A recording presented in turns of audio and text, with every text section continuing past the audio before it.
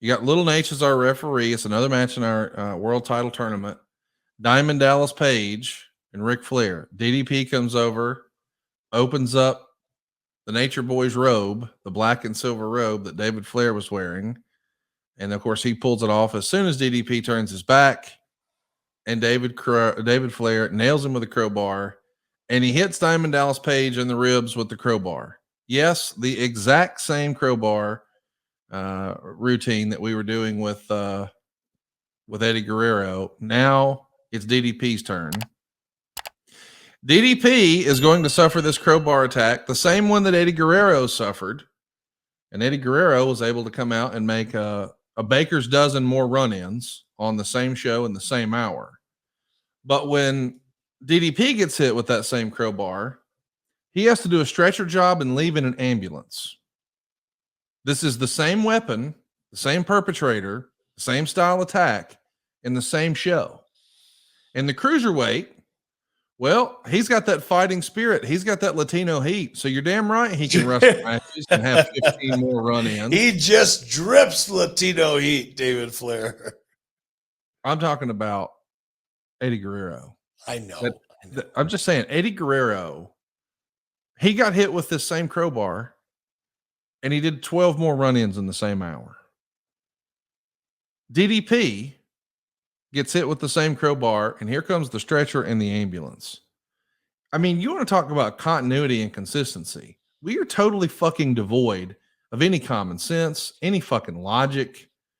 And maybe some of this can be chalked up to a report in the Observer. Can't believe this is real, but here it is. In regard to the babyface heel confusion stemming from Nitro last week, Russo said to various wrestlers something to the effect that there are no such things as faces and heels.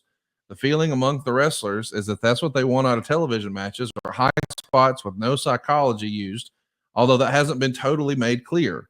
Although Russo did make it clear, holding any hold for more than 15 seconds, he believes gives the viewer the excuse to hit the clicker.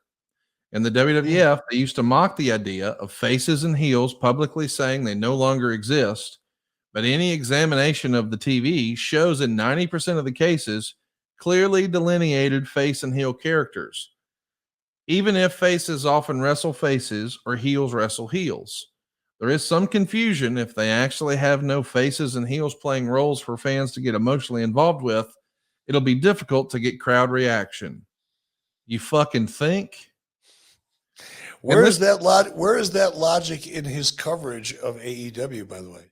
Let me just say this, and everybody knows where I land on this. And so I'm going to, you know who I am, and you know what I like, and you know what I watch, and you know who I'm friends with and who I pull for. But there's one wrestling company out there right now that has pretty clear heels and faces. And there's another has a lot of great matches. We see what's working better. That was evident in 1999, and it's still working today in 2024. My God, Eric. How is this? Like, I can't even imagine. I'm not a wrestler, so I don't know anything about wrestling. But I can't imagine, how do you wrestle a match if there is no face? And like, from what I understand, the heel has to call the match. The heel is the one the baby face has to work from underneath. If you strip all that away, how do we decide? Do we flip a fucking coin? No, it doesn't matter. All you do is go out there and you let each other have their high spots. You get your shit in, I get my shit in. We do it for about 6-7 minutes on TV and we go home. It's all we have to do. There's no other thought. That's it.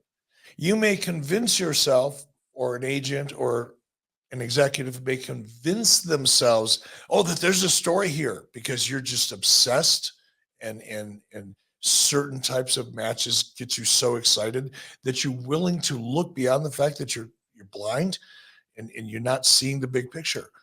Matches for the sake of matches against people who the audience doesn't care about one way or the other. You're not a baby face. You're not a good guy. You're not a heel. You're not a bad guy. There's no protagonist. There's no antagonist. There's just motherfuckers wrestling. It's like going to a movie because you like action movies, and you're going to this 90-minute movie, which is the typical format of a feature film nowadays, sometimes a little more, sometimes a little less, typically around 90 pages or 90 minutes as the case may be. And you decide, this action film, I'm the director, I'm going to give people what they want. because I know what I like. And I know everybody else likes what I like. And I love car chases. So I'm going to do 90 minutes of nothing but car chases. We don't need story. We don't need characters. We got people driving the cars, but that's all that matters, that they can drive the car. The cars are the characters. The action is the star. We're going to do a 90-minute car chase. And nobody gives a fuck who's chasing who, because they don't know why they're chasing each other. They don't know the stakes. They don't know the backstory. They don't care. They're just watching a car chase. Are you watching? Inevitably ends up with a car wreck. That's the way certain wrestling companies and the talent in them, because let's face it, they're running the show regardless of what anybody wants to say or think or admit out loud. The talent is running the show in companies like that. Notice how I'm not using any names here. I'm working really hard to try to be as, fair and balanced as I can be. But a fact is a fact, and all you need to do is look at the program and look at the results of the program. Whew. Are you watching this? No. Hall and Nash are wrestling, if you want to call it that. Their mystery opponents are 3 strippers, one of whom is a tiny woman with breasts that had to weigh more than the rest of her body, according to Dave Meltzer. She's wearing a WCW crew shirt, and she's about to do the big reveal. Hall and Nash are doing a spoof of a match with the cell and the fiery hot tag spots. One of the semi-normal looking women was grabbing her own plants and shaking them in front of the guys. Hall had his face smothered in them, and she basically shoved her crotch in his face. The ridiculous looking one tagged in, and they basically told them she'd take off her shirt if they laid down for her. So they laid down. She teased showing her stuff forever until Goldberg ran in and speared Hall and Nash.